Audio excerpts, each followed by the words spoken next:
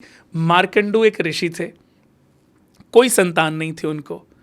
उन्होंने इस बात के लिए कभी कोई खेद भी नहीं जताया, शिव के बहुत बड़े भक्त थे। अब उनकी पत्नी ने एक दिन बोला कि आप शिव के इतने बड़े भक्त हो कि इतना समय हो गया, हमारे एक भी संतान नहीं हो, एक बच्चा ही मांग लो उनसे।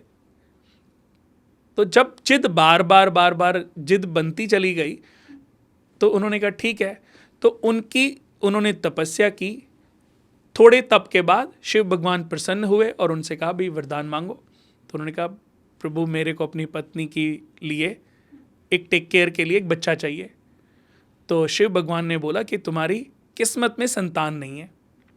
तो कि शिव भगवान ने बोला कुछ और मांग लो। तो उन्होंने बोला कि और कोई विश नहीं चाहिए, बस एक यही विश चाहिए थी। अब ये अगर नहीं है किस्मत में तो और कुछ, प्रभु आपका सब कुछ है। तो अब भगवान शिव क्योंकि आए हैं तो उनको देना तो था ही।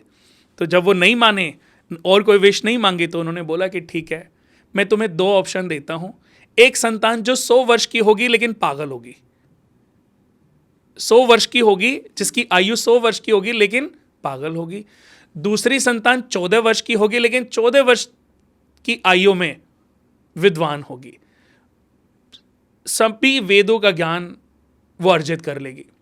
अब तुम बताओ तुम्हें कौन सी संतान चाहिए? सुख नहीं है लेकिन फिर भी मैं कोशिश कर रहा हूं, फिर भी मैं तुम्हें दे रहा हूं क्योंकि तुम इसके अलावा कुछ मांगे नहीं रहे। तो उन्होंने कहा प्रभु 100 साल के बच्चे को अगर वो पागल होगा तो हमारे बाद उसकी टेक केयर कौन करेगा? तो हमारे लिए तो और ज़्यादा स्ट्रेस और ज़्यादा प्रॉब्लम्स हो जाएगी। तो उन्होंने कहा हमें तो वो 12-14 वर्ष का बच्चा ही दे दो, जिसको जो विद्वान होगा, तेजस्वी होगा, प्रतापी भी होगा। तो भगवान ने उनको वरदान दिया और उनके घर में एक बच्चा पैदा हुआ जिसका नाम रखा गया मार्कंडेय। मार्कंडेय जी का नाम सुना होगा आपने। जब ये 12 वर्ष के हुए तब इनके पिता मार्कंडू ने और उनकी पत्नी ने सब कुछ उनको सच सच बताया कि तुम्हारी जो आयु है वो सिर्फ 16 वर्ष की है और तुम्हारी मृत्यु हो जाएगी उसके बाद। तो उनका पिताजी मैं 2 वर्ष अपने अकॉर्डिंग जीना चाहता हूँ। तो उन्होंने कहा ठीक है। तो वो जंगलों में उन्होंने एक पार्थिव शिवलिंग बनाया, शिव भगवान की तपस्या शुरू की और धीरे धीरे धीरे धीरे, शालिनी जी आपको मैं मतलब आपको तो नॉलेज होगी, उन्होंने महामृत्युंजय मंत्र का उदीयमान कर डाला।